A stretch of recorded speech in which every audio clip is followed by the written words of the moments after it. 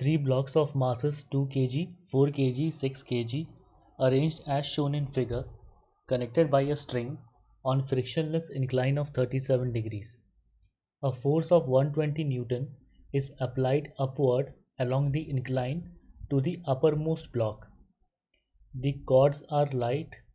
The tensions T1 and T2 in the string are.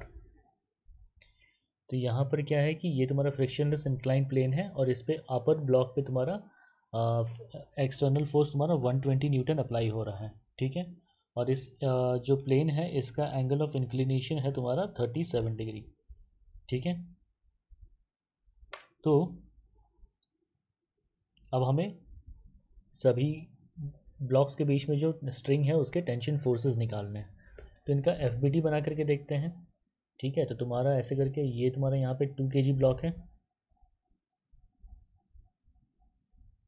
ये यहाँ पे मेरा 2 kg ब्लॉक है, followed by a 4 kg block,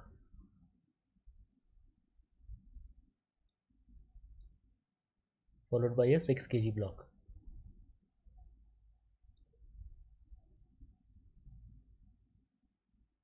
four K G block, 2 kg block and 6 kg block.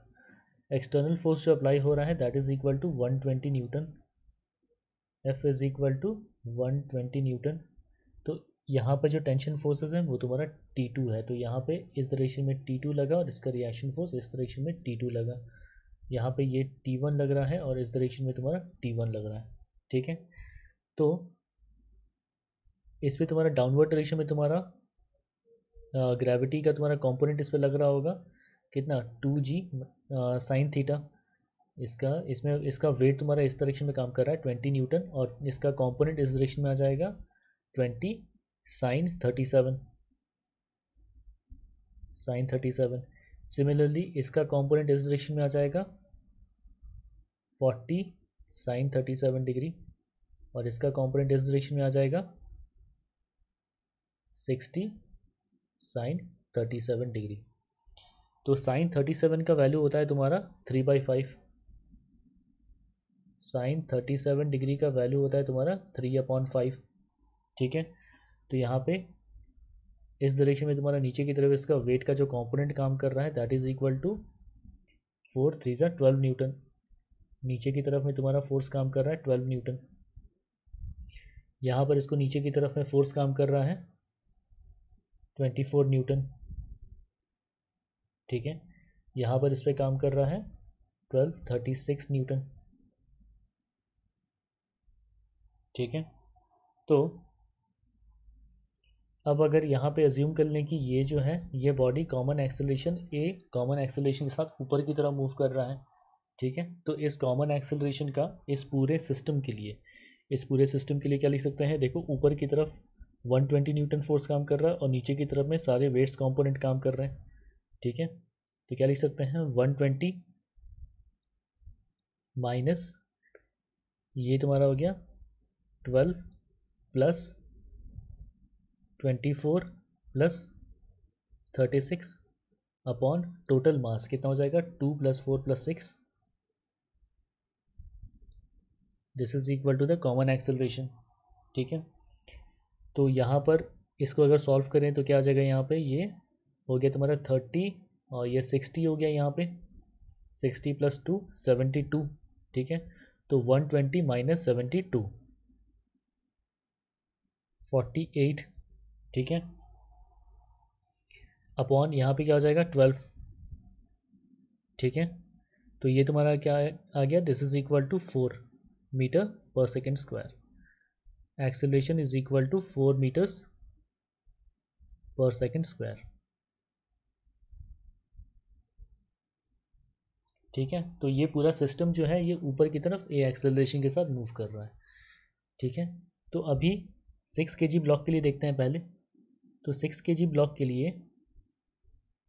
ये तुम्हारा 6 kg block है, ऊपर की तरफ में तुम्हारा एक्सटर्नल फोर्स काम कर रहा है 120 न्यूटन, नीचे की तरफ में तुम्हारा यहाँ पे टेंशन फोर्स काम कर रहा है T2, ठीक है। और नीचे की तरफ में तुम्हारा इसका वेट का कंपोनेंट काम कर रहा है इस डायरेक्शन में तुम्हारा 36 न्यूटन और इसका एक्सेलरेशन है ऊपर की तरफ a, ठीक है। तो इस बॉडी के लिए अगर लिख लें इक्वेशन तो तुम्हारा क्या हो जाएगा 120 minus 36 plus T2 upon 6, 120 minus 36 plus T2 upon 6 is equal to A, और A का वैल्यू कितना है 4। ठीक है, तो इसको अगर सिंप्लीफाई कर ले तो क्या हो जाएगा 120 minus 36 plus T2 is equal to 24। ठीक है, तो यहाँ से क्या हो जाएगा 36 प्लस 24 कितना आ रहा था 60। ठीक है, तो T2 का वैल्यू तुम्हारा क्या आ गया, T2 का वैल्यू सॉल्व करने पे आ गया तुम्हारा 60 न्यूटन। ठीक है, अब सिमिलरली तुम्हारा यहाँ पे 2 kg ब्लॉक के लिए देखते हैं T1 फोर्स का वैल्यू। तो 2 kg ब्लॉक के लिए देखो, ये तुम्हारा 2 kg ब्लॉक है, ऊपर की तरफ T1 टेंशन काम कर रहा है, नीचे की तरफ में जो वेट का कंपोनेंट काम कर रहा है that is equal to 12 newton, और ऊपर की तरफ जो एक्सेलरेशन है, एक्सेलरेशन का value is equal to 4 metres पर सेकेंड स्क्वायर। ठीक है, तो इसके लिए अगर तुम्हारा इक्वेशन लिख लें क्या हो जाएगा T1 minus 12 is equal to 2 into 4, 2 इसका मास है और ये तुम्हारा 4।